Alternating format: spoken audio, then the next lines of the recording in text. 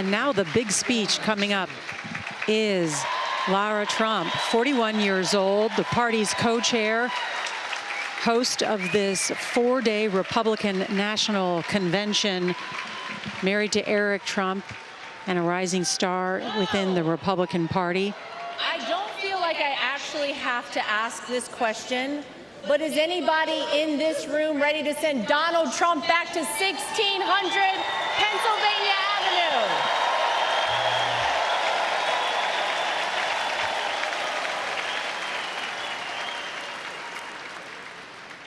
Well, it may not be a surprise that I actually had a very different speech that I was prepared to give up here tonight.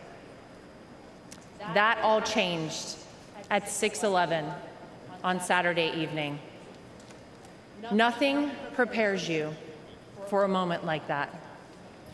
Our family has faced our fair share of death threats, mysterious powders sent to our homes, tasteless and violent comments directed towards us on social media, but none of that prepares you as a daughter-in-law to watch in real time someone try to kill a person you love.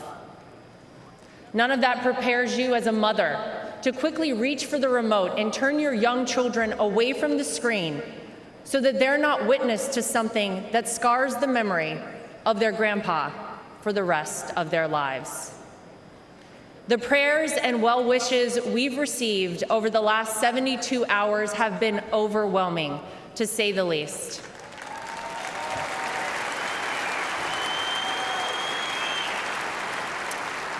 And my heart goes out to the family who lost a husband and a father because of this senseless act. All of you here tonight and watching at home mean the world to all of us in the Trump family.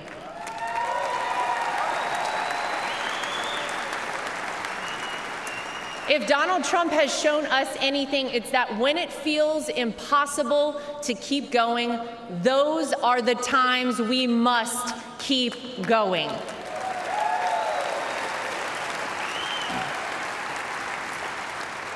I don't know how many people here watching at home have ever been to a Trump rally, but if you've never been, let me tell you about them. Oh, some of you have been.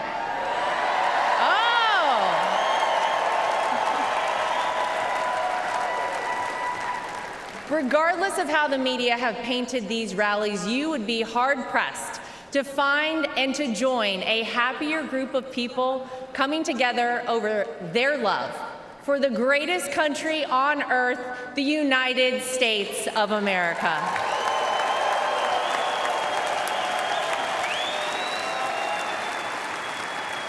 I dare anyone trying to leave a Trump rally without leaving with some new friends. You always make friends at a Trump rally, right?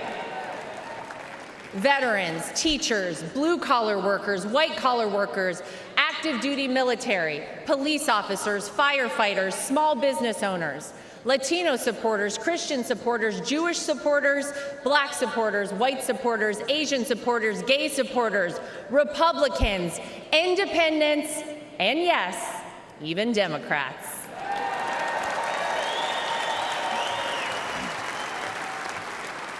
At a Trump rally, you're not viewed as your profession, your religion, or the color of your skin. You're viewed as one thing: an American.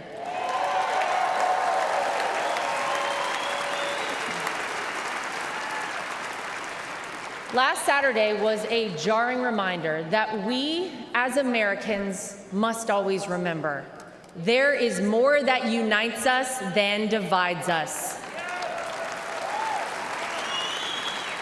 We all want this country to be great, even if we don't always agree on the best way of doing that.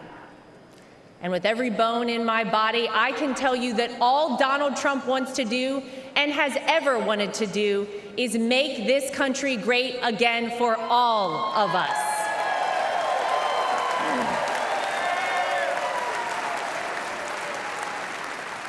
Proverbs 28 reads, "The wicked flee, though no one pursues, but the righteous are as bold as a lion." And that truly epitomizes Donald Trump. He is a lion.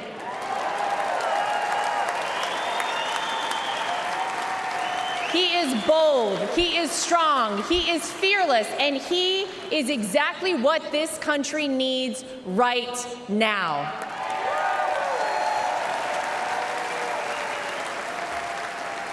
Let's not forget what life actually looked like under President Donald Trump. Trade deals across the world that benefited our economy, allied countries paying their fair share, a safe and secure southern border, record low unemployment rates for African Americans, Hispanic Americans, Asian Americans, and women, record investment in historically black colleges and universities, the creation of the United States Space Force, the most comprehensive prison reform in decades. How about the peace agreements in the Middle East that they said would never happen?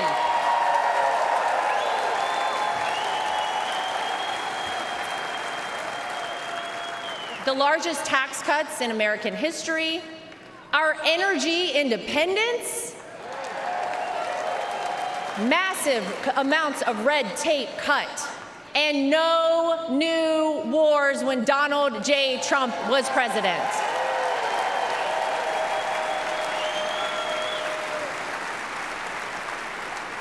Maybe, most importantly though, you could actually feel it in your everyday life.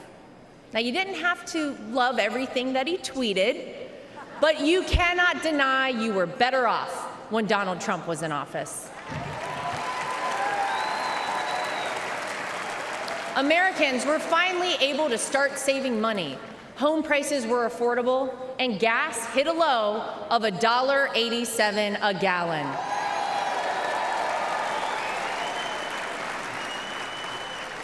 As I speak here tonight, many of our fellow Americans don't know how they'll pay for their next trip to the grocery store, new clothes for their children, or this month's rent. Many of our fellow Americans worry that we are on the verge of a major terror attack here on American soil. Many of our fellow Americans don't think their own children will be able to establish a better life than they themselves currently have. Many of our fellow Americans are right now sitting and wondering how on earth this country could have moved in the wrong direction and so quickly. The Democrats and the media know that they cannot convince you, the American people, that your life is better off now, because it's not. So what will they do? They'll try to sell you on some outrageous narrative about the terrible things that Donald Trump will do if he becomes president. But you don't have to imagine what it would be like. All you have to do is remember what it was like.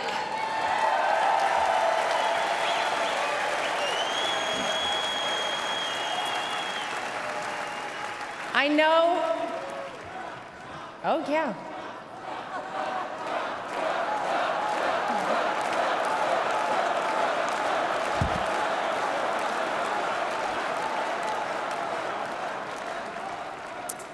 I know what you hear out there about Donald Trump. I know what you read, what the media tells you, and what out-of-touch celebrities on the left say about this man. But when I look at Donald Trump, I see a wonderful father, father-in-law, and of course, grandfather to my two young children, Luke and Carolina.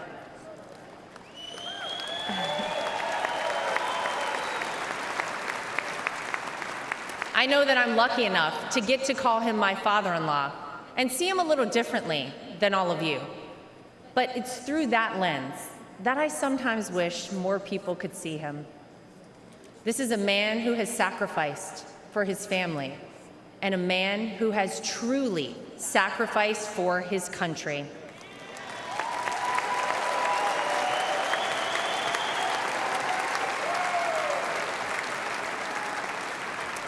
Donald Trump didn't need to run for president for fame or money. Trust me, we all know he already had plenty of that. I'll tell you why he did it and why he continues on. even in the face of the unthinkable, because he loves this country.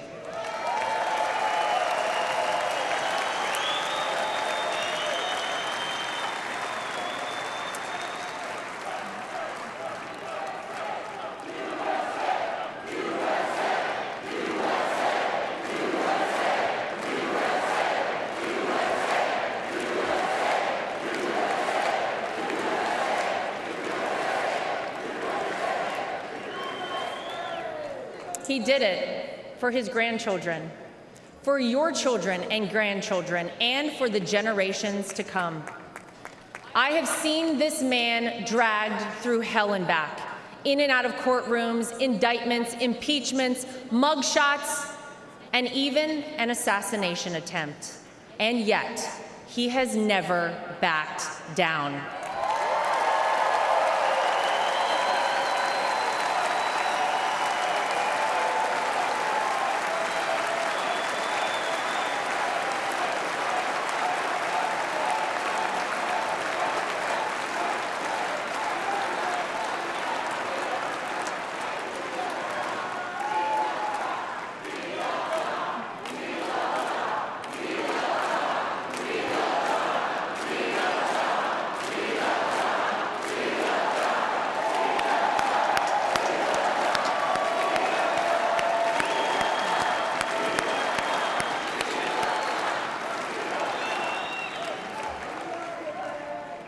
I'll never forget watching my two children run up to him with their drawings and hugs for Grandpa, just moments before he took the elevator down in Trump Tower to address the media the day after his wrongful conviction. Despite everything else he had going on, he had no other focus in the entire world, just a man relishing time with his grandchildren. It's a side of Donald Trump that not enough people get to see. Maybe you got to see a side of Donald Trump on Saturday that you were not sure existed until you saw it with your own eyes.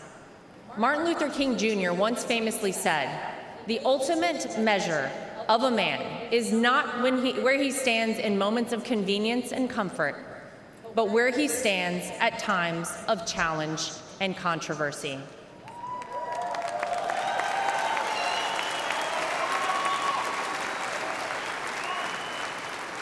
There's no doubt that Saturday was one of the most frightening moments of my father-in-law's life. Millimeters separated him from life and certain death. And yet, it was in the midst of it all, as he was jostled off stage by Secret Service, that he knew how defining that moment would be for our country, and he hoisted his fist in the air.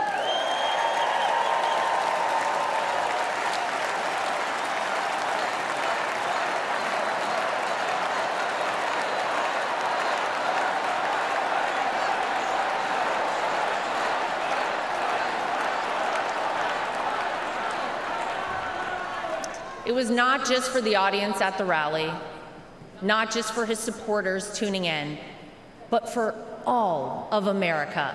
And as a signal to the world that no matter what, America will always prevail.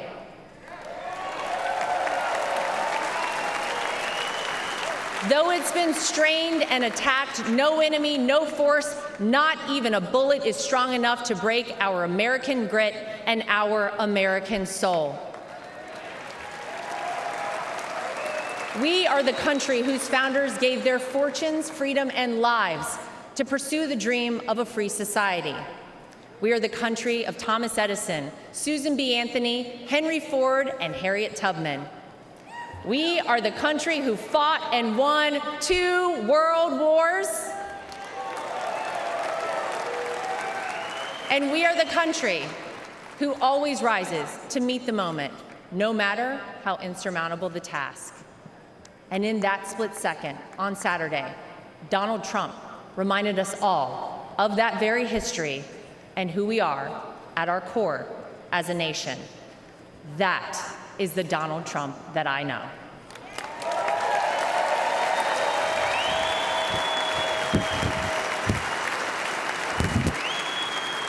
is an American who conquered the business world, an American who made himself a household name, an American who was beloved by politicians and fellow celebrities for decades until he ran for office with an R next to his name. An American whom even Barack Obama admits people consider the American dream. And instead of sailing off into the sunset after an illustrious real estate and television career, he decided to give back. He decided to bring some of the things that had made him so successful in life to all of you in order to improve the lives of all Americans. Black, white, brown, gay, straight, all Americans, because that's the man that Donald Trump is.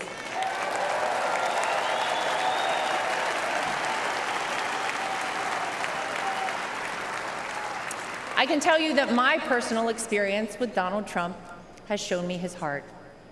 There wasn't a second that he made this small-town girl who was way out of her element in New York City feel anything but welcomed and part of the family. And if not for the support and encouragement of my father-in-law, I wouldn't be where I am today. It's been said by many that Donald Trump sees things in people that they don't even recognize in themselves. In 2016, when he asked me to help him win my home state of North Carolina, I'll be honest, I was terrified. I had no idea how I would make it happen, but he knew I would, and I did. When I was given an opportunity to join a television network as a commentator, it was the push and support of my father-in-law that gave me the confidence to take that job. Always the first one to call or text me after a TV hit and tell me, "Great job, keep going." Not bad, right? Or even a few months ago, when he called and asked me to be the co-chair of our party,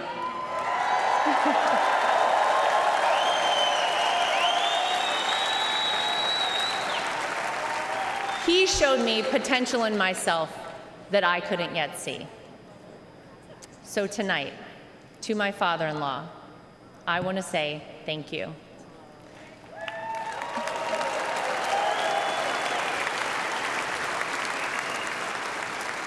Thank you for your resilience. Thank you for continuing on. Thank you for raising wonderful kids. Thank you for being an amazing grandfather. Thank you for never giving up on me. And thank you for never giving up on our country.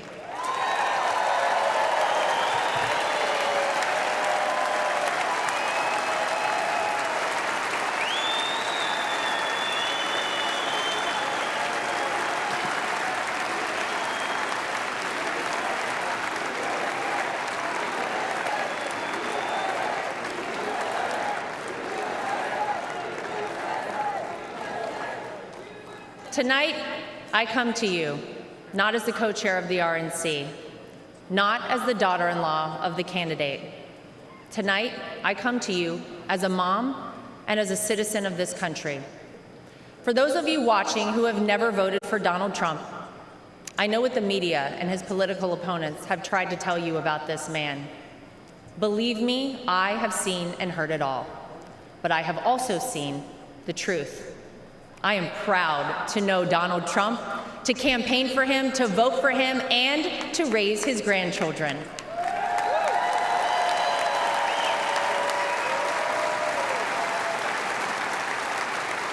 He will do what is necessary to protect you, protect your family, and protect this country. Because Donald Trump wants us all to be successful, to be safe, to be happy, to be strong, and to be great again.